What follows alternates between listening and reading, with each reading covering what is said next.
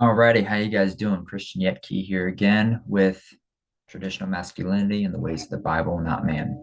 So I wanted to go over this with you guys, and I want to talk about today's second step, right? So today I want to get a lot more into what it is that we need to do to eventually be more than what we're supposed to be. Okay. So we should be able to be something and then do the works because we have been that thing, but it's a lot harder to see and understand things whenever we don't see it. So for us to be able to believe it, we need to see it. To see it, we need to be doing it. So that's what I'm going to go through. Those are the steps that we're going to be talking about today. And I apologize for the length of the video, but unfortunately, to grow, to learn, to understand, there is no shortcut. There is no simple way out. You have to spend the time to listen and learn and grow and understand. You're not going to go to the gym once and look like Arnold Schwarzenegger in his prime, right? You have to spend years and years there to get to his level. But anyways, so today I want to talk about do and be what a man is supposed to do and be. So I'm talking a lot more on the physiology and the mentality of what to be doing in your walk of growth, of trying to find out who you are. So I just wanted to go over some ideas, some other quotes, right? So we got the best revenge is to be like unlike him who performed the injury, Marcus Aurelius. So we end up, there's that saying, hurt people hurt people. So let's not be that person, right? There's these generational curses that we have in life, right? Grandpa was an alcoholic, dad's an alcoholic, I turned alcoholic, blah, blah, blah, whatever your generational curse is, whatever that thing is, don't allow that to be who you are and to be what you are remembered for, right? You didn't like that thing when you were younger, so don't be it. And that is a journey to transition out of and to find out how to not be that thing which you didn't like. And it's a hard one, but that's worthy, that's worth your time to and your life to transition from the negative to the positive. Waste no more time arguing about what a good man should be one. Marcus Aurelius again, it's saying the same thing. If you want to be something, don't sit around and wait for someone else to do it, because everyone will sit around, and everyone does these days. They sit around and they wait for someone else to do the thing, to say the thought, to give the action, to come up with the idea. And you can't really work that way, because if you everyone expects someone else to do it, then no one will do it. All right. Be the person you wish you had when you were younger. I don't remember who said this. I heard it on various different occasions. Couldn't find out the original, but whatever. Point being, if you don't if you don't want to be if you don't want someone else to grow up the way you did, or suffer the way you did, for whatever that case is, right? Whether your dad didn't spend time playing catch with you, or your older brother didn't hang out with you and be the cool big bro, or whatever the case is, right? Your friends excluded you for whatever reason. Don't be that person to other people, whether it's a kid, a sibling, a parent, a spouse. Be who you wish that someone else was to you, right? You can go back in your own memory and thoughts and say, you know what, I dealt with that, I really wish someone did this for me, right? Whatever it was, to help you. Not just, I wish people invited me to the party. It was, I wish someone sat down with me, I wish someone spent time with me, I wish someone actually read to me, or poured their hearts and souls into me, to say, man, hey, I wish I knew this when I was younger, I wish I read, I wish someone told me when I was a kid that I should read. I don't care what it is, your mind will figure out what it likes, but just read, just listen to podcasts nowadays. Now you just listen to podcasts and get a lot of more information. Just do this, just go to the gym, just eat better, just focus on growth, stay away from blah, blah, blah. Here's the things I wish I didn't do. Whatever the case is, you know, go in and think about it on what you wish that you had someone else did for you, and go do that. Be that person and just make that transition in life. That every time you come across someone that was younger, or that you're like, you remind me of me when I was your age. What do I wish someone had told me? Live that way, right? So go do that thing. If you want something you've never had, you must be willing to do something you've never done. Thomas Jefferson. It this is very straightforward and plain, guys. If you've been doing the exact same thing and you've gotten nowhere to where you want to be, or you just don't feel like you've gotten anywhere, then you might need to change up what you do, right? Whether that's a workout, whether that's your diet, whether that's your job or your lifestyle or your mindset, or just your overall lifestyle, everything you do.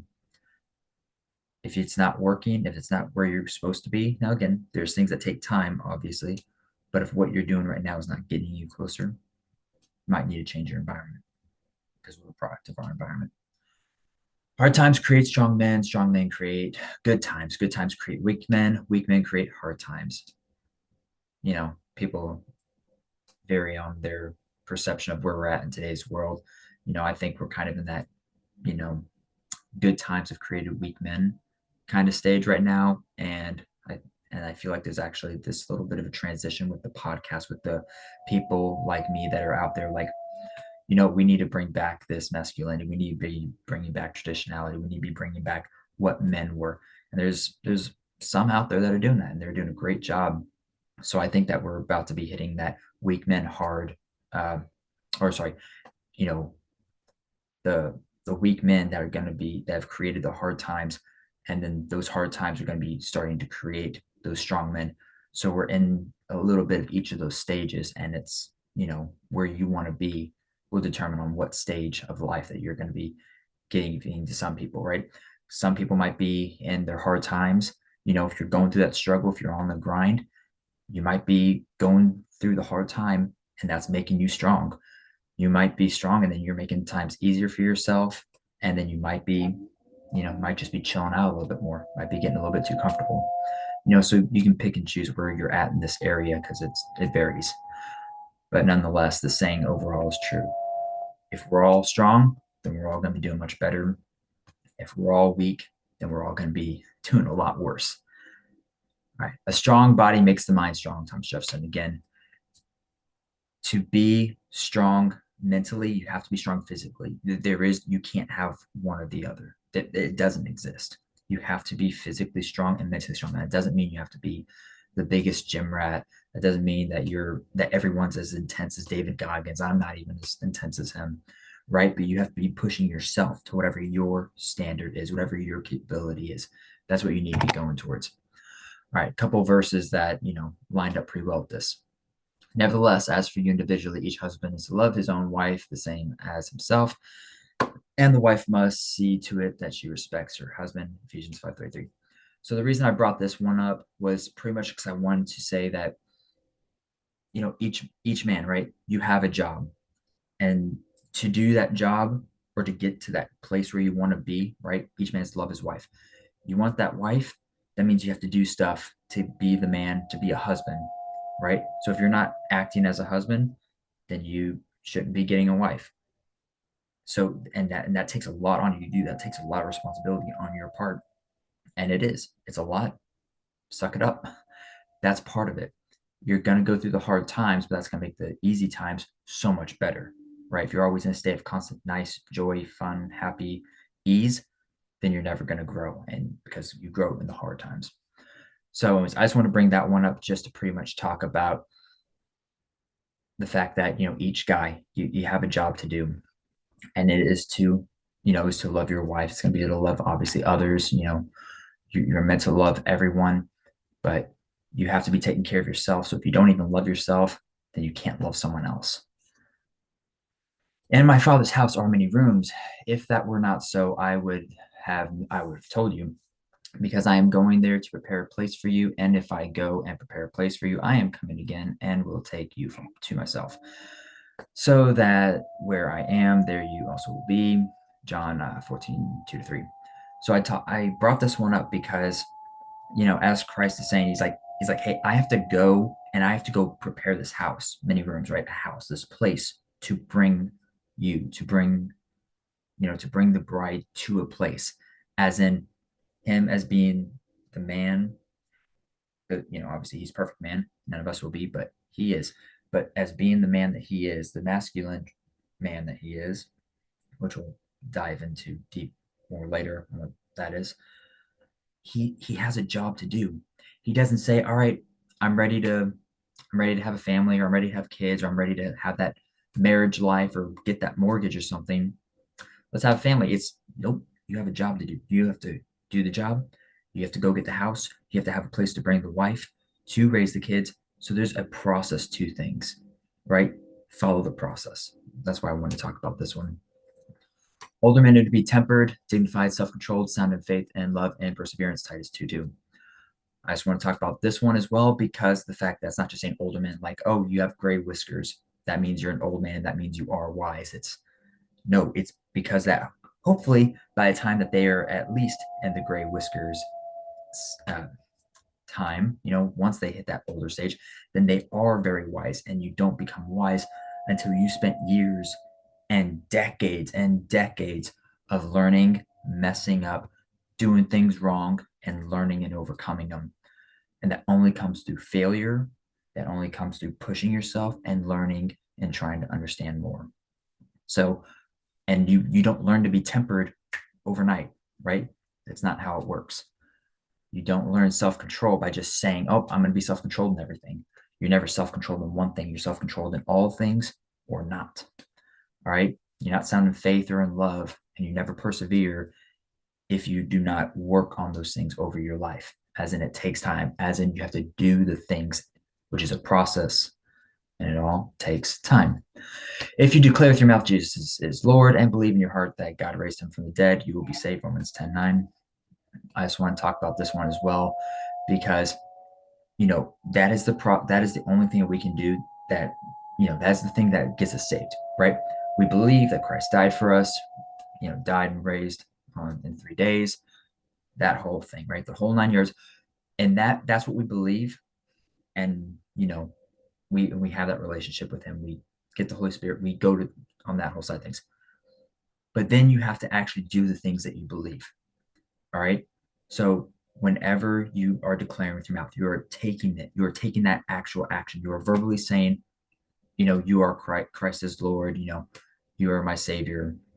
You're taking that time, and you're focusing on the fact of who He is, and you're just taking, that specific time to bring Him in, allow Him to have control, and and dwelling over you, right?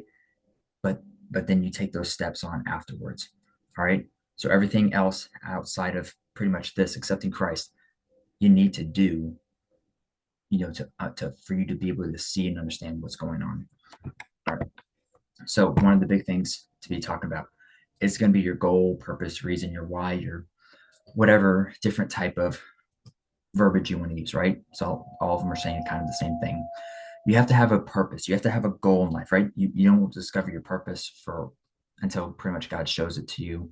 And that's its own journey and something we'll talk about in a few weeks. But like to have your goal, right? To have a reason to do something, to have your why, it takes time, right? You have to discover something that's bigger than yourself because no one's ever going to be able to do something, much less anything big, worthy, any of it. It's got to be something bigger than himself. So if you want to become someone great, you have to be having a focal point of what else could this do outside of just benefit me, right? What is my why? Is my why because I want to be rich and just have a bunch of money? Or is my why because I really want to be able to help people in that area? Is my goal in life you know, to have a great body, or is it to teach myself discipline through persevering and pushing through the gym, right? Through all the discipline and the consistency and everything that goes with that. You know, there's a reason behind what you're doing. There's a destination and the journey, right? The journey is where you're going to grow and learn. So you got to have that goal, right? You have to focus on it. And just as an example, or something that could maybe potentially help you, is this ikiagia. I don't know. Anyways, so it's Japanese for life purpose, right? So it's this whole big bunch of circles diagram kind of thing, and it's talking about what you love, right? Everyone loves something, ideally something that's going to be good for society. Not, well, I like watching porn. Well, I like to play video games. Oh, I like to watch TV. It's like, no. What is something that's good that you actually love doing, that actually fills you, right? Not distracts you, not gives you a dopamine hit. What actually gives you some kind of like joy in what you do, right? Something that you love. And that's up to each person, right? Music, singing, any number of things, art, being an artist, what the world needs. What does the world need? And don't think that just because it already has someone like an artist, like singers, songwriters, people who can paint really well. Yeah, there's Picassos and all those types of people that have lived and people who are good and can do stuff today. But there's never going to be too much of that, right? Because you have a gift, a talent, if you will. We say talent, but it's really just a gift from God if you really want to narrow it down. But what is something that the world could need, right? Whatever it is, even if there is a bunch of those things, it's not too much, right? There's not too many of them. So just find out where you can, because you can always find your little niche of what it is that you do. And that's up to you. That's how you find out what you can do and be. And then what can you be paid for? Which, that'd be nice and awesome if you're able to do that. If God gave you the gift of singing and you're good at singing and you like singing, well, people get paid for singing a lot, right? Any number of things. And then what you're good at. So if you like to sing, if the world, everyone likes to listen to great music and you're good at it and you be paid for it. Great. So it's just finding out what that is for you, and that can go into all numbers of things. All right. So that's again very, very different for each person.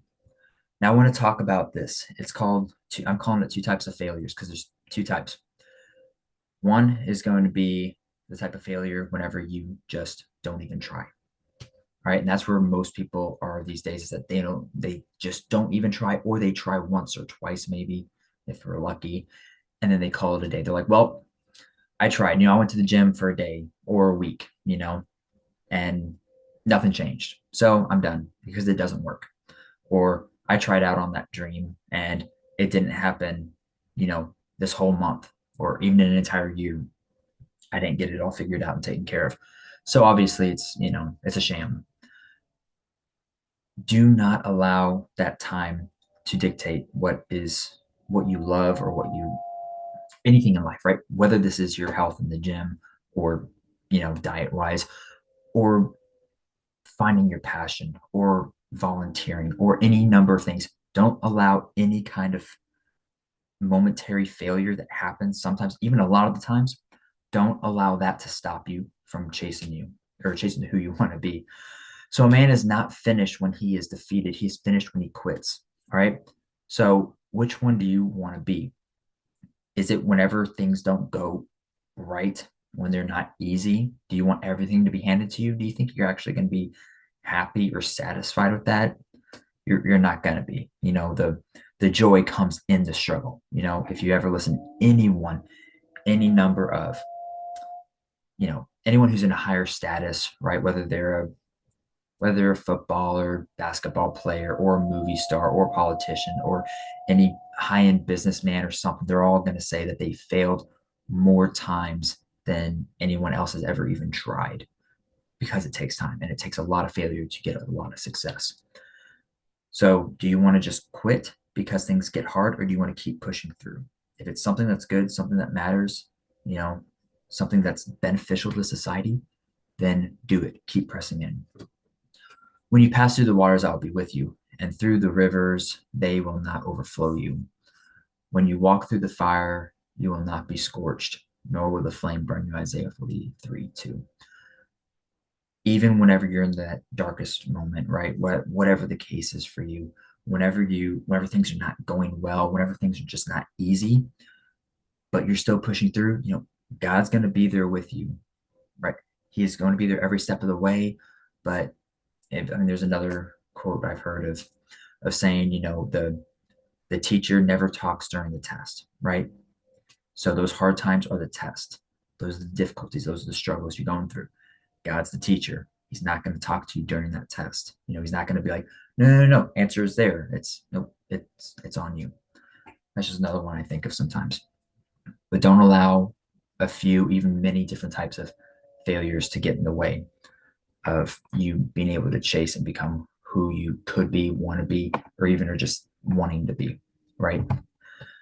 The second type of failure is going to be where you push yourself so hard every single day. You are going to push yourself to failure. And that's how you know that I grew today. In the gym, we talk about going to failure at times, right? Push yourself so hard until you physically cannot go any further, right? Because if you know that you can do 10 push-ups and you only do 10, then you'll never hit 11. But if you try to hit 11, well, eventually one day you're going to hit 11, right? And then you're going to hit 15 and 20 and 50. And it takes time, but you have to push yourself every single day and everything that you do. So go to failure, right? Whether you're trying to learn something, keep pressing in and learning that thing, right? If you're in your job, if you're in your job or business, whatever it is, go until you fail. Keep pushing, keep working on that startup, keep pushing yourself to whatever the limit is of yours, and just go to failure, right? Failure is not a bad thing if you push yourself, learn from it whenever you do come to a brick wall, learn from it, and then be able to overcome it for the next time. You never make that mistake again, right? That is how you learn. That is when failure is great, not the other way. Peter responded and said to him, Lord, if it is you, command me to come to you on the water. And he said, Come. And Peter got out of the boat and walked on the water and came towards Jesus. But seeing the wind, he became frightened. And when he began to sink, he cried out, saying, Lord, save me. Immediately, Jesus reached out with his hand and took hold of him and said to him, You of little faith, why did you doubt? Matthew 14:20-31. I want to talk about this one here in particular because we hear Peter and he's talked about as being the rock, right? He's not Dwayne Johnson rock, but the rock that Christ built his. He's like, I build my church here on the rock with you, kind of thing. And what do we know about Peter? He was not perfect. He was literally with the Messiah, looking at him dead in his face, in a storm, right? In a storm, in a boat, in the middle of nowhere, can't see anything, dead afraid, never seen anything like this. And he's like, All right, let's go. If you're who you say you are, I'm having a bit of a beef with you right now. Let's call me out, call me out on the water. If you can do it, then that means you can allow me to do it. And he's like, Bet, come on out. He's like, I'm right here, come to me. And so in that storm, right, with Peter being in the storm, with those really intense, hard times, which every single person on the planet is going to go through, and you go through from birth to death. It's a different type of storm to different degrees in different seasons for different reasons, but you will go through something. Now, whether you just stay down because you allowed yourself to be the first type of failure and you just let the world beat you down and then you stay down, never get up, and then the waves just hit over you still at times, or you get up and you try again, right? So Peter, he was there, he was with the Messiah, he's doing great, but then he looks and he sees the storms, he sees the rain and the wind and the waves and everything around him. He's like on water, looking at Christ, and he's like, it's like awesome, and then looks away, and then he falls up, and then he's going like, help, like save me. And what's this Christ do? He reaches in immediately and he picks him up and he safely gets and he just holds him. And he's like, You little faith. Like, why did you doubt? It's like you're looking at me, you're going through the time, you're going through the trial, and you're looking at me, you see me during this, and it's hard, absolutely. But if you keep that faith in me, if you remember who I am and what I'm capable of, which is everything. He's capable of everything. Nothing's impossible for God. It's like if you remember that, if you keep your eyes on me, you're good. Like I'm gonna get you through it. That doesn't mean you're not gonna be in the storm. That just means I'm gonna be with you in the storm. That doesn't mean times aren't gonna be hard. That just means I'm gonna be there to be your rock whenever the world's beaten against you, right? So that's why I wanted to talk about Peter here. Is that he's very much revered throughout the Bible, does great things, but he failed so many times. But he didn't fail and stop and say, "Oh, woe was me, I'm done, leaving." He failed, messed up, repented, and got back to work. But as they were sailing along, he fell asleep, and a fierce gale of wind descended on the lake, and they began to be swamped and to be in danger. They came up to Jesus and woke him, saying, Master, Master, we are perishing. And he got up and rebuked the wind and the surging waves, and they stopped, and it became calm. And he said to them, Where is your faith? Luke 8, 21, 22. So I want to bring that up because he knows different situations, different times, but same type of thing. Out in the middle of, the water, the sea, right? The unknown. If anything goes wrong with your boat, you're rather screwed, to say the least, especially back then because it's open water. They didn't have walkie-talkies and cell phones and radar at that time. So it's like anything goes wrong, you're probably dead. So whenever that time was going on, they still had Jesus on board with them. And just because something went up, they freaked out and went down and were like, oh my God, we're gonna die. Like, what are you gonna do about it? And he's like, dude, I'm here. He's like, I am still with you. Just because I'm asleep doesn't mean I'm like not here.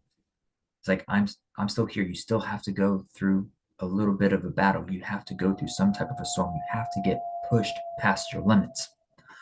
So that's why I wanted to bring these two up because they are similar, but also, well, pretty much they're the same, but I just wanted to give a few different examples. So now I really want to talk about the fruit of the spirit.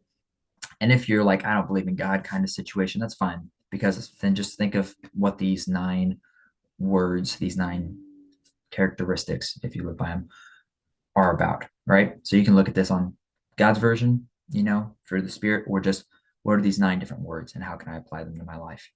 Whichever one works for you with whatever stage you're at. But the reason I really want to talk about the fruit of the spirit, and by the way, it's fruit as in singular, not plural. So you're not getting a bunch of apples and oranges and grapes. It's the fruit as in singular. From the spirit is these 9 things. But the reason I really wanted to hit on this was because I was thinking about it. In today's world, where we get a lot of this crap of, you know, women are like, men need to be more in touch with their feminine side. And then, women, and then whenever guys have been doing that and they've been become more feminized, then women are like, well, they're too feminine. Now we want more masculine. So now a lot of women have been trying to be pushing towards more of the masculine side or masculine characteristics, right? Disagreeableness, aggressiveness, whatever the case is. And I was really thinking on that. And I was like, that doesn't sound right because I'm a man to be masculine and you're a woman to be feminine. You don't need the other traits of each other. You're supposed to be the strong version of yours. But what if the concept that we're misconstruing here is that we don't have that fruit of the spirit, and that I don't need to be more feminine and she doesn't need to be more masculine, but we both need to be in the fruit of the spirit more. So let's walk through that because this is the majority of what I'm talking about today. So in Galatians 5, 22 to 23, we talk about, but the fruit of the Spirit is love, joy, peace, patience, kindness, goodness, faithfulness, gentleness, self-control. So of these 9 things, of these 9 different aspects of the fruit of the Spirit, we start with love, the most important, the most special, the one that means the absolute most. And so we're going to talk about this first and last. But for right now, let's just hit this very basic concept of love is not a feeling, it's an action despite a feeling.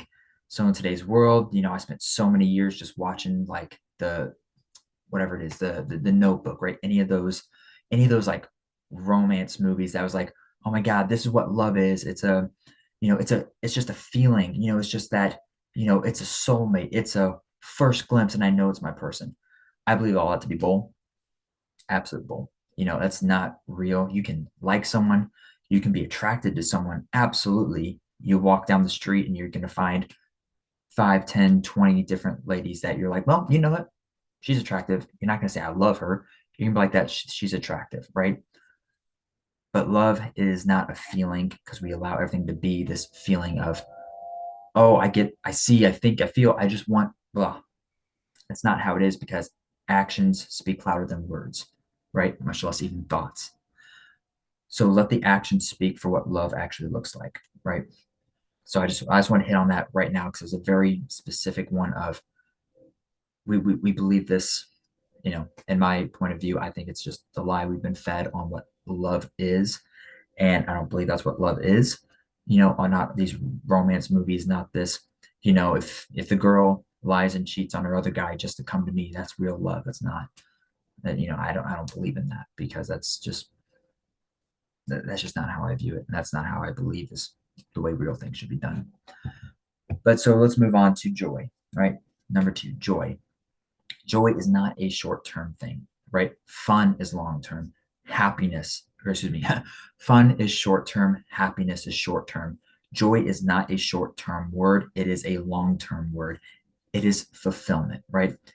Joy is what makes you fulfilled. You do not go to the water park or to the whatever it is, Six Flags, wherever people go and ride roller coasters and say, I'm gonna go have a joyous day. I'm gonna go have a, you know, I'm gonna go have a fun, like let's go have fun. We're gonna be happy in the moment. And that's great. There's nothing wrong with having fun and being happy. But you do not want to make your life surrounded around the aspect of chasing those short-term gratifications of what we talk about already, have been talking about, and what we will continue to talk about for the next several weeks. And the thing I want to get across is that it is not we're not meant to be doing short-term things. They are fun in the moment, but do not let that be the focal point of your life. Your life is going to be difficult and it's going to be hard. So let the joy come from I get joy from being able to do X thing, right? It is fun and you are happy when you're making a kid. It is, but it is not fun and you are not happy for the entire time of raising and having a kid, right? But you get immense joy whenever you get to see that kid grow up, whenever you get to have that spouse that's actually there for you and actually believes in you, and you guys have a great family, right? Not a lot of those going on in today's world. So fun, happiness, great to have in the moment at times, but should not be focused on, right? Look for what fulfills you. Look at what fills you up and brings you that long-term fulfillment, joy. I just want to hit about that because I really want to differentiate the two between this fun and joys kind of stuff. We say it's a positive emotion as they are, but one is short term, one is long term. So I'm going to hit that. Peace, so whatever the piece is that looks for you, it looks like for you, right? Whether that's being in between your wife and mom, or any number of things, or whether that's peace being at work, or whether that's having peace wherever you're at in life with whatever you're dealing with, your business and you're being stressful, your job management, dealing with people, whatever the case is, whether you're in the middle, in between, literally in between an arguing match, whatever the case is, can you get yourself to being at a state of peace? And with peace brings calmness, right? So it's having peace is that sense of, if I don't get what I want in the moment, am I okay with that? So that's why I wanted to talk about peace in particular is that, we all have wants and dreams and desires and all these things. And, you know, I believe that God's got something better for us than we'll ever be able to even comprehend. So I'm like, if this thing that I'm chasing, right? If this girl that I want and I don't get her, I believe he's got a better one or a better timing in place. If I want to work at this job, but it doesn't work out, I trust and I'm at peace with the fact that if it didn't work out, there's something better down the road, right? Whatever that case is, whatever that situation is for you, can you get to being at a state of peace of whatever I want most? I'm okay with not getting it. Can you get to that point of being at peace, right? Noise, a bunch of crap going on around you. Can you get yourself to being in a state of peace? It doesn't mean that you're not aggravated or irritated or annoyed, but it means, are you going to allow that to dictate how you act and respond? Or can you just be at peace? Even if your wife's sitting there yelling at you, maybe you actually did screw up and do something wrong. Maybe you didn't, whichever one. But can you just sit there, take it, and go, okay, let's talk about this? Not, I'm going to yell back, but let's talk about this. So let's talk about patience next, right? Patience, very in particular. You don't just get patience, right? None of these do you just get. You don't just ask for them and say, I want this thing, right? I want patience. He doesn't say, boom, zippity zappity zoo. Now you have patience. That's not how it works. He's going to give you that situation to be patient in, though, right? And funny thing is that those are going to be the ones that test you, right? You're going to be put in that position of what normally tests your patience, right? Everyone's like, you're on my last nerve, shut up. But you're going to be put in those positions of, fighting against that fleshly instinct, right? And that is for you to not lose control of yourself. And that's a very particular thing that I'm talking about. We'll hit on it with self control more in a bit.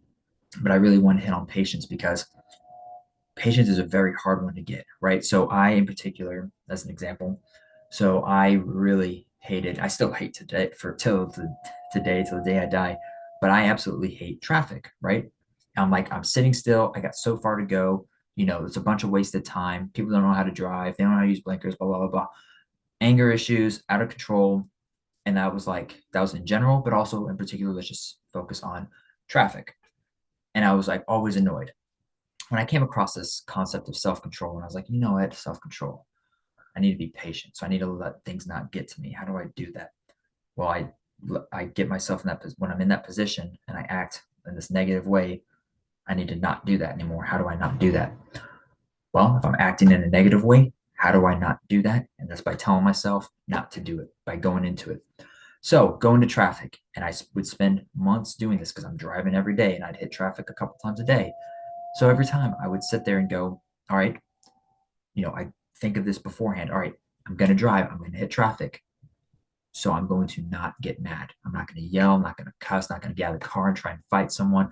Not going to flip anyone off. Not going to yell and scream and blah, blah, blah, blah, blah. I'm not even going to say it in my head. I'm just going to breathe and keep calm. So that's in particular what I did. And I know a lot of people who do have anger issues and who do hate traffic for absolutely good reason, because traffic sucks. It really does. But whatever that is in your life, even if that's maybe your little kids, right? If your kids are coming around, they want to play or draw or do something, and you're like, that's a complete waste of time, kid. Go play with your other siblings or something, blah, blah, blah.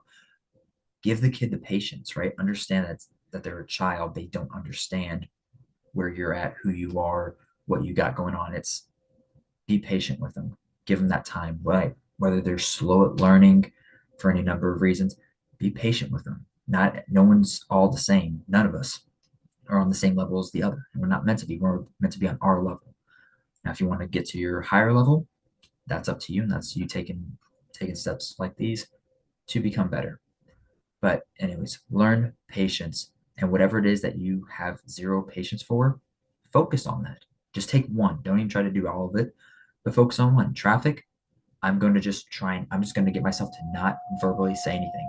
I'm going to get myself to, and then, take those linear progressions and steps of, I'm going to stop cussing, or I'm going to stop yelling.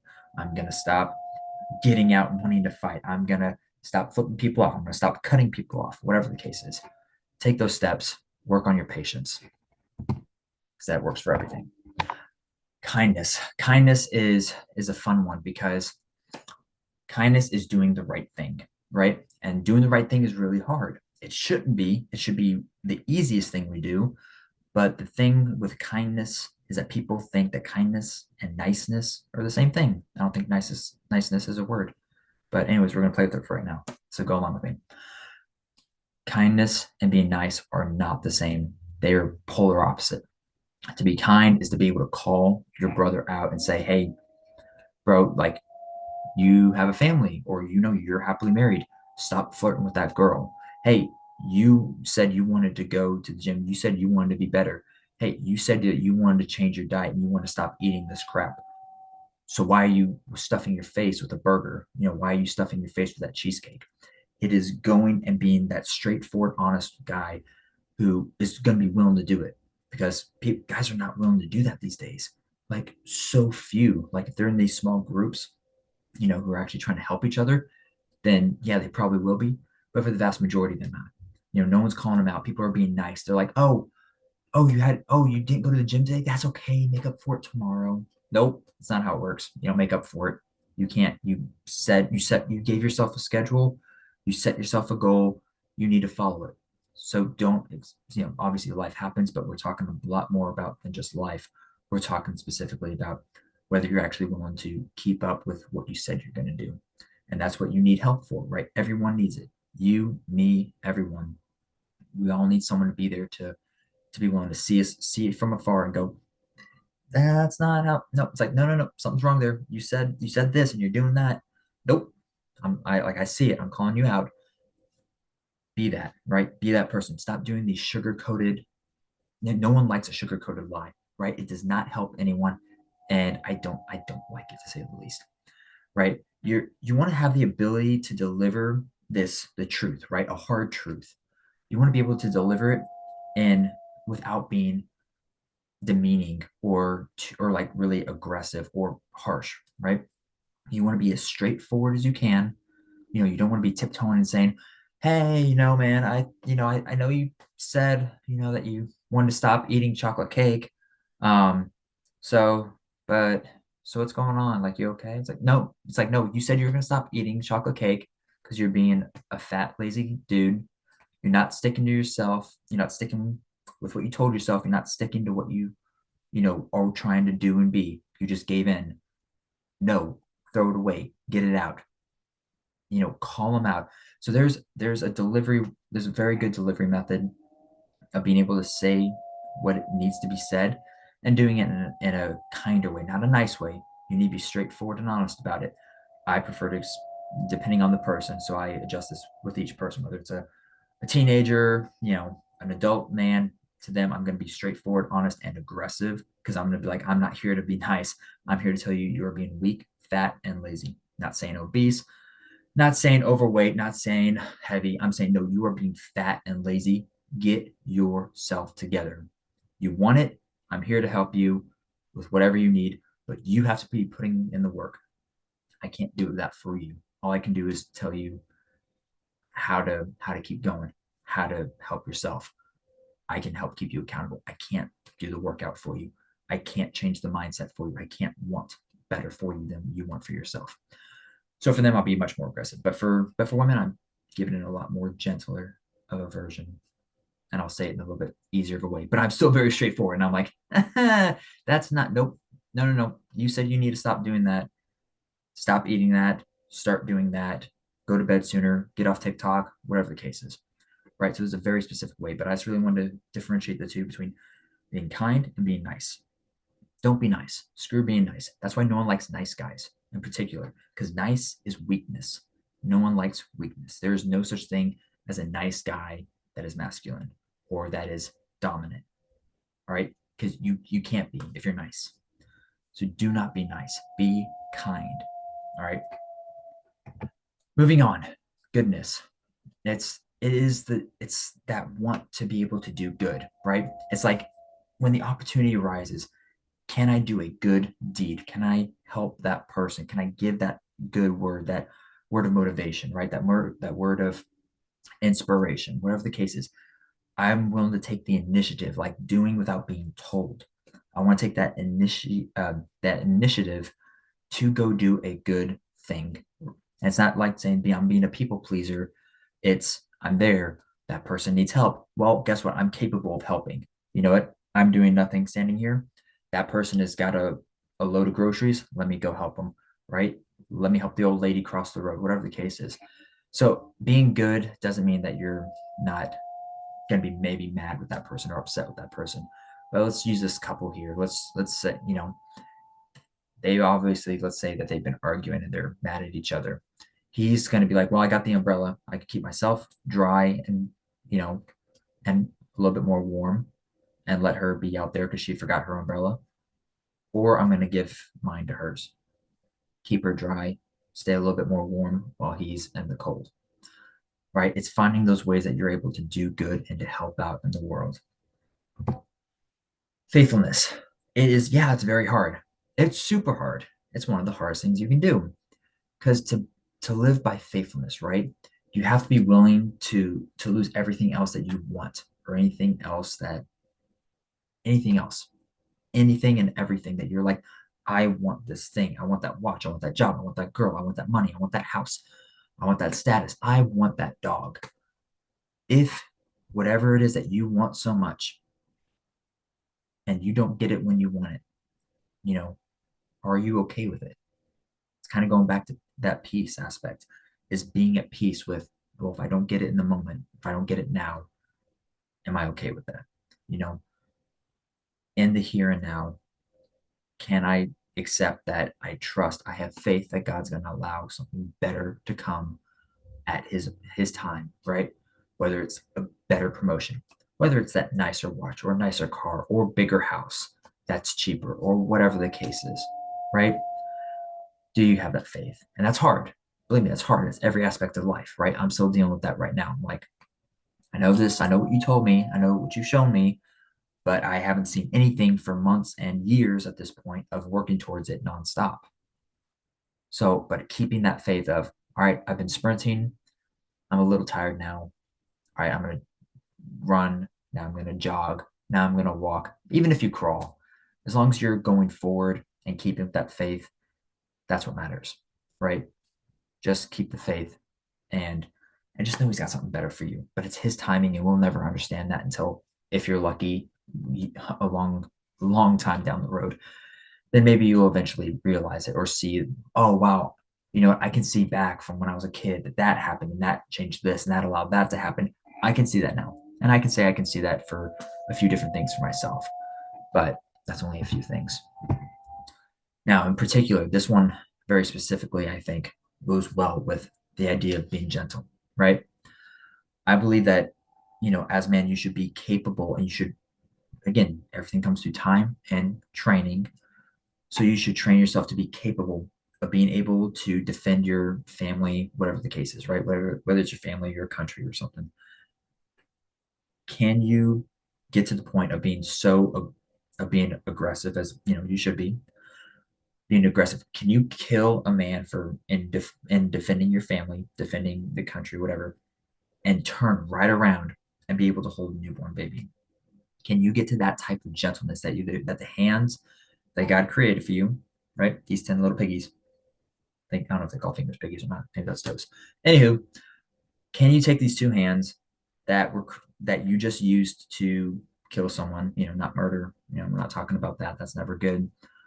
But if you had to defend and take care of those who are weaker and innocent and not, you know, as strong and capable as defending others as you are, can you defend them? And if you were to kill a man, can you go turn right around and be able to hold a newborn baby? Can you? And this is obviously a very extreme example, but I believe in extremes because if you're ready for the extreme, then you can do everything that falls underneath it, right? Because we're always saying, oh, what's the minimum I can do? What's the least I have to do to pass that test?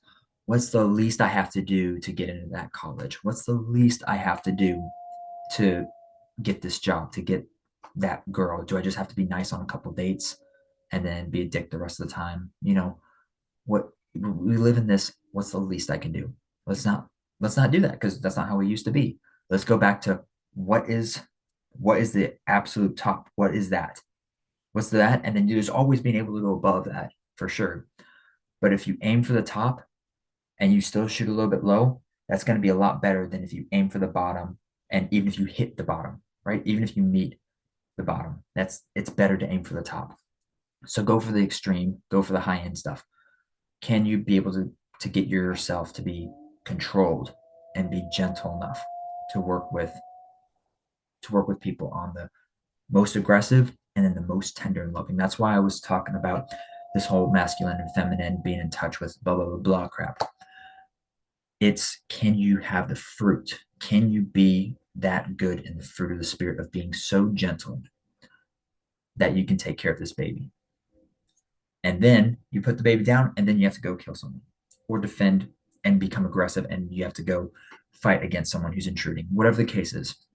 If you can do something to that degree, then you can do anything in gentleness. Being gentle with your wife because she's going off on you, whether you deserve it or not. Being gentle with your kids, knowing that they're kids and they're not grown-ups, right? Can you get to that state of being gentle? Gentleness is not a feminine trait. It's a fruit of the spirit. Everyone can have gentleness. Just because you're gentle doesn't mean anything. You're man or woman. It it can be used in both by both, and it should be. And that's why this one in particular, I believe, is like one of those key ones for the masculine feminine argument. Can you be gentle, right? Obviously, all of these come into play with that argument, but that's what I want to talk about here on this one. And the last one, which is probably my favorite, is going to be the self control, I think it's the most important. Technically, love is absolutely, but I talk about self-control because if you have that self-control, then you can take care of all these other things that you do. You can learn everything else. Because if you have self-control, you tell yourself, all right, I'm going to do this thing, or I'm not going to do that thing. And if you can get to that point of having self-control, then you get disciplined. And if you get disciplined, then that means you've been consistent. So if you're doing things consistent, if you if you've been building consistency, then you've learned discipline. If you've learned discipline, then you understand self-control. And that's not in one area of your life. You're not disciplined or in self-control of one area of your life. You apply it to every area of your life, right? You're not gonna be like, all right, I'm gonna go to the gym, but then I'm also gonna go eat, 5 McDonald's burgers afterwards every day. That's not what you get to. And if you do, then you're going to be really unhealthy. So the gym's still going to be good, but you're still not going to be helping yourself out with eating that crap. But anyways, you build all these things through having self-control, right? Discipline, consistency, endurance, sacrifice, delayed gratification, which again, I hit on because I hate the short-term stuff. It's not that it's bad, but when we've idolized the short term and said, everything should be short term, that's when I have a problem. I'm like, yeah, you don't learn lessons, you don't grow, you don't understand. I got a friend who just told me he's got a friend, or he knows someone who's like, he's in 11th grade and he can't even read. And they've been passing this kid through high school, and now he's a junior and he doesn't know how to read. He knows how to speak a couple languages, but doesn't know how to read. It's like you're setting people up for failure, when you just allow that kind of stuff to happen. You have to get to be in self-control and disciplined with your life, that you're willing and capable of doing each of these things and taking on new things. Mental fortitude, strength, stoicism, learning that stoicism, and again, stoicism is not saying that you don't have feelings and emotions. It is teaching you how to understand, learn, control them and what they are telling you, but never to react on them. So I want to talk about those, but again, I want to go back to love, because as I was looking at it, there's a couple places that we talk about love in the Bible. So one of them is going to be in 1 Corinthians 13:4-7. It's going to be, love is patient, love is kind. It does not envy, it does not boast, it is not proud, it is not rude, it is not self-seeking, it is not easily angered, it keeps no account of wrongs. Love takes no pleasure in evil, but rejoices in the truth. It bears all things, believes all things, hopes all things, endures all things. And I was thinking about that, and I was like, wait, it is these things and it's not these things. And so I wanted to look at it a little bit deeper. And I was looking at this recently and I was like, interesting. So love in itself, love is patient and love is kind, it says. And then it says, love does not envy. So the opposite of envy is saying, oh man, I want what you have. Man, the grass is greener over there. I want that thing. It's not being envy. It's being, of wanting what others have. It's being thankful for what you do have. And when you're thankful for what you have and you're not worried about what's on the other side of the fence, well, then you're at peace. Well, so there's 1, 2, and 3. So there's a third of the fruit of the Spirit. It does not boast. It does not go out and say, oh, look at me, I'm rich. Oh, look at me, I got abs. I got, all these things. I've got money and cars and girls and blah, blah, blah. That's being boastful. No one likes that. So the opposite of being boastful, of going out and about, is having joy, right? Because if you have joy, then you're like, I've got what I need, and maybe not even everything I want, not everything I'm looking for of this world, but I got what I need. And, you can say that's being at peace as well. You can be at peace with that for sure, but being having joy of where you're at. So there's another fruit of the Spirit. It isn't proud, right?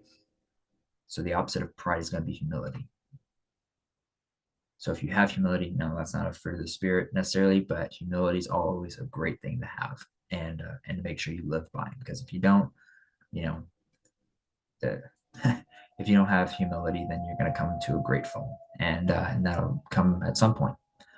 So have humility. It's not rude. To the opposite of not being rude is going to be respectful, right? You respect others. You should respect everyone, but respect. And then to have respect for others is showing kindness. right? If it's respect for your elders, I'm going to be kind to them because they are older, they are wiser, at least they should be. But point being, it's going to be kindness. So there's another fruit of the Spirit. It's not self-seeking. Self-seeking is going to be selfish, right? So the opposite of being selfish is going to be selfless. The opposite of going to be of being selfless, right? It's going to be gentleness. It's going to be another fruit of the Spirit because you're going to be gentle with the fact that it's like, all right, I'm not focused on me, I'm focused on others, so I'm going to be gentle with others. It's not easily angered. Very simple. That's self-control, right? A lot of these can be. The reason I like self-control so much is because everything could fall under self-control. You tell yourself to do something, you do it. But in this particular instance, specifically, you're not easily angered because you have self-control. Remembers no wrongdoing, right? So it's not saying the whole forgive and forget crap. That's bull. Never listen to forgive and forget. Forgive, but never forget, right? So the opposite of doing wrong, or remembering no wrongdoing is going to be forgiveness, right? So you forgive others. So to forgive others is going to be another way of showing gentleness because it's like, oh yeah, you lied, you stole my, you stabbed me in the back, you cheated on me, you, whoever you are, you did whatever the case is. But I'm going to be, I'm going to go into this with gentleness, or peace. Again, a lot of these can overlap in many different instances, different fruits, but talking about being gentle or peace here. There's no pleasure in evil. So the opposite of evil, the opposite of bad, is going to be good.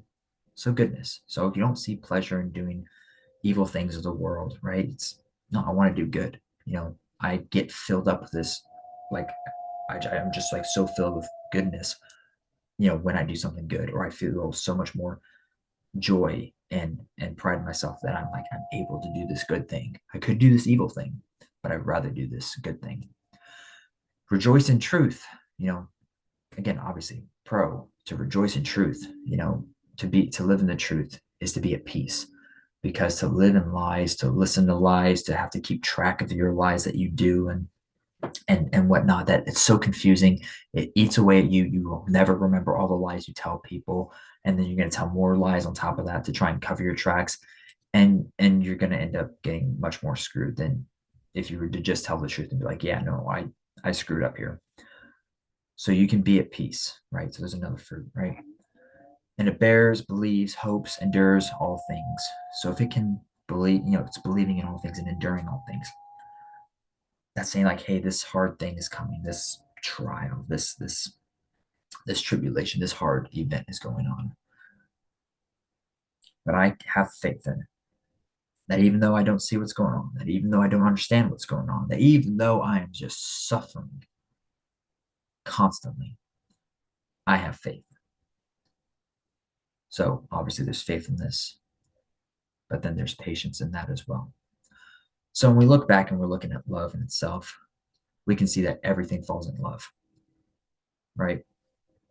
So I saw that, I noticed it, on, not that long ago, and I was like, this is really interesting. So I just wanted to share that with you guys and explain, what I saw and what I got from it. Also in Corinthians, 1 Corinthians 13:13, it says, and now these three remain: faith, hope, and love. But the greatest of these is love. So if everything falls under love, even all these great things, to have faith, to have hope, and to love, if all you go back, if you understand and believe nothing in this world, even if you're as lost as can be, right? Have love, do loving things, be that real person, be that genuine person. If you show love, then again, you'll get the rest of these. And out of those, if you are living by these 9 different words and you apply those in every action of your life, if you're living that, you can't be so negative. You can't be feeling bad. You can't be so wanting to hurt others and so angry all the time, because you let it go, because God's got you, because you're doing good in spite of bad happening, right? It's not that you treat people the way they treat you, it's how you want to be treated. So even when someone does something bad to you, you still show them love. Not easy. really not easy. But you just at least just don't react and retaliate. You know, granted that will change it for certain circumstances, I'm sure, but for the most part, try and apply these things to your life.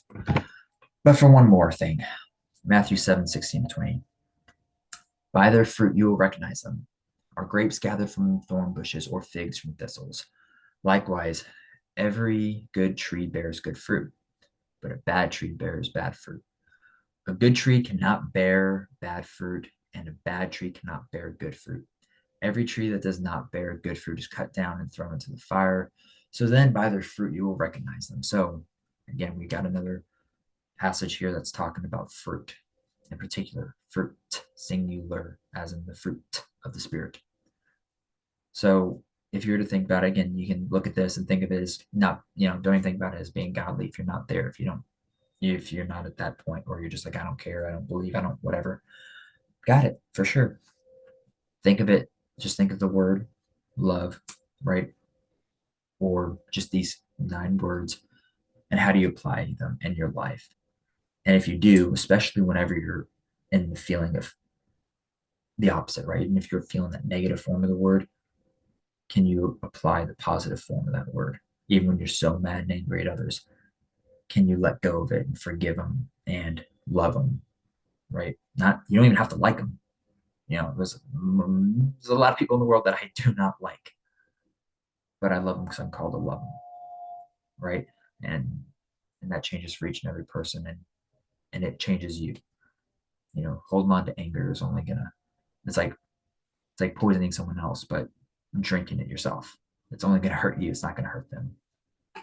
That's what forgiveness is. So by their fruit, guys, if you apply these concepts, if you these words, the fruit of the Spirit, if you're applying those in your life, how are you going to feel? How do you feel? If you haven't thought about it, think about it. Get off TikTok and go think about it.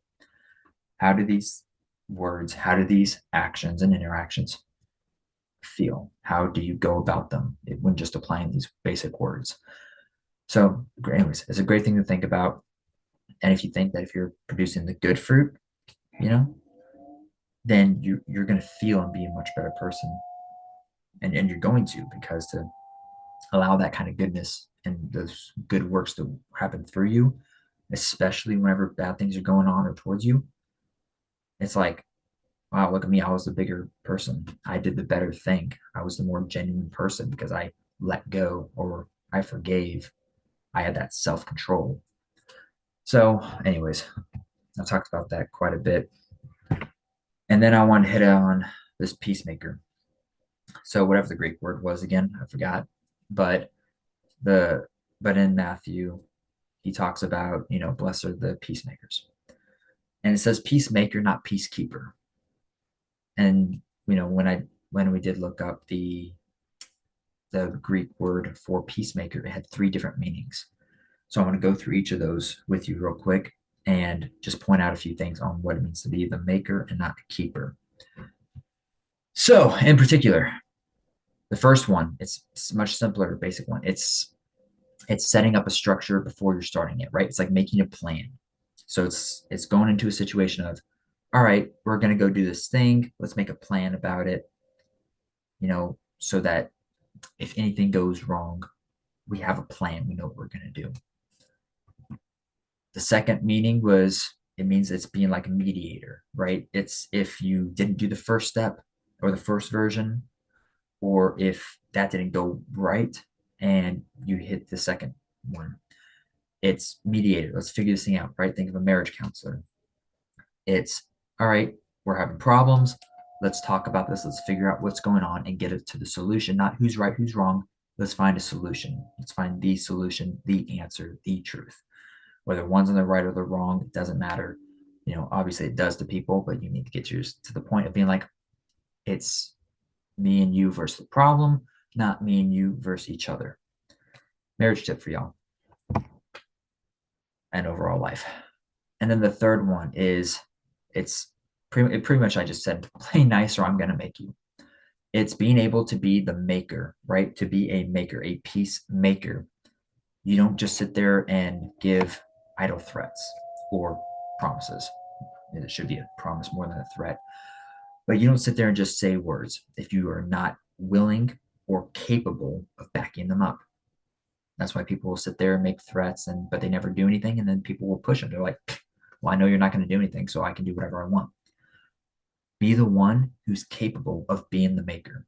So if people aren't doing this, if they're not doing the things right, if they don't make the plan, and then if that goes down the drain and they do the mediating and that doesn't work out well, or they completely skip it, then there's the third one, to be a peacemaker. It's, I'm going to step in. Like, this is not even my fight. This ain't my problem. I'm just walking by on my way home. But I got to deal with this crap because I can. I'm capable. No one else seems to be capable around here. So I'll do it because no one else wants to, because no one else has the capability to do it. Hence the reason I'm like, go to the gym, go work out, go do a martial art, go learn how to take care of and protect yourself. And then guess what? It does a lot of great things for you. In particular, you get to be the peacemaker when things happen. So when people aren't playing nice, then you go in, not because you're like, I want to fight. I'm not advocating for fighting. Because anyone who's been in a fight, anyone who's ever been knocked out, anyone who's ever had to do anything physically aggressive or anything of the sort, no one wants to do it. No martial artist wants to go be in a fight. They are much more controlled. So they're like, when people are being stupid and trying to taunt you, you're like, dude, I can literally kill you with one punch. I know what I can do. And you're just dumb and immature and ignorant. So I'm good. I know what I'm capable of doing. It's when those who don't have that self-control and are not capable and don't know what they can do, but they just want to be like, nah, nah, nah, anger, things didn't go my way, I want to be right, or whatever the case is. But I wanted to bring this one up because I wanted to really talk about being that peacemaker. Can you be a peacemaker, not a keeper? You don't sit around and just go, all right, guys, play nice, be good over there. All right. Otherwise, I'll have to call someone else. Nope. No, you're pretty worthless at that point. You are. It's, can you be that peacemaker? And that's why I really want to talk about this is, and I want to, and specifically focus on the fact on this one is, can you train yourself and be capable and competent to this point of being able to be able to actually, if you had to put hands on, can you actually defend the innocent and the weak, right? Because you have to do that at some point in your life. You're going to potentially face that problem. If you have a family and if you can't protect your wife or your kids, you are worthless. And that's my opinion, of course. Doc Holliday, he was physically very sick, right? Guy from Tombstone, anyone who's lost. So he could not physically do anything. So he became a master in shooting and the knife and knives. He became very quick with his guns, his knives. He knew how to use them. He had them all around, and he was very deadly because he physically couldn't. Because I guess he was like really sick or something. I don't know. I don't remember. It was a long time ago. I researched that, but he was able to use something, right? He was able to do something that healthy form of fear, respect. He had that healthy form of fear, respect, whatever you want to call it. That people did not mess with him, and if they did, then, well, in that case, in their time, someone died. But hopefully, ideally, we don't want that to happen. But can you go up and deal with a situation and break up a fight? Right? Can you do that? And I really want to bring that up because I'm like, blessed are the peacemakers, because you're taking on a hell of a challenge. That's not easy. No one likes that. No one wants to have to go in the middle of this big argument. No one has to go in the middle of a fight and break it up. Some can, and some can't. But I want to hit down on this just to specifically talk about the fact that, he says, blessed are the peacemakers, because, to do that type of job, to do it, it takes a lot out of you, right? In whatever form that looks like. All right, guys, I want to just remind everyone, finishing off. So God does not call the qualified, because not a single one of us on this planet, both either alive or who lived in the Bible outside of Jesus, not a single one of us will ever be qualified. But he calls us, he qualifies us because he called us. So if you want to accept that and say, I got you. God, yes, I'm here. If you call me to do this thing, which he called everyone, by the way. Granted, people don't believe that, and that's its own separate type of issue to deal with. But everyone was called to do good, at least be a good person, and to at least not be bad. But that's obviously its own type of problem. And then to spread His word and to show love, the love of Christ, right? Love again. God is love. God, Christ is love. Love is the most important of the fruit of the Spirit. Love has a lot of different twists and turns whenever you start looking down it. But again, like we talked about in the beginning, Peter really screwed up. He denied Christ 3 times. He's like, nope, don't know that dude. Nope, I'm out. Nope. He did that. He denied it. He didn't believe in him on the water. He did all these things and he failed them, but he kept going because God had called him. Christ had called him and said, hey, I got a purpose for you. I need you. Like I can find someone else. I'm sure he could. But he's saying, I can absolutely use you. So will you be my willing vessel? And I'll make your life so much better, even better than you could ever do on your own, because you're willing to take that sacrifice and do that thing, take those actions and live in that sacrifice of what he's called you to do. So, anyways, I just want to remind you guys about that. It's a hard one to accept. That's why I say, if you don't believe it, go do the stuff that shows you that you can be it. If you're that skinny, scrawny little kid who's weak, like I was, then you go start working out and you ain't going to see a lot for months and months down the road. And you won't be hitting any kind of a goal probably until years down the road. And you have to stay consistent with it. That doesn't mean, a couple days a week. That means several times. That means 4, 5, 6 days a week. And you build on it, right? That's your faith. That's your body. That's your mind. The mind is like a muscle. You have to push it and you have to expand it. You have to challenge it. You have to read and learn and grow. He has called you. He has called every single one of us. Are you willing to answer the call?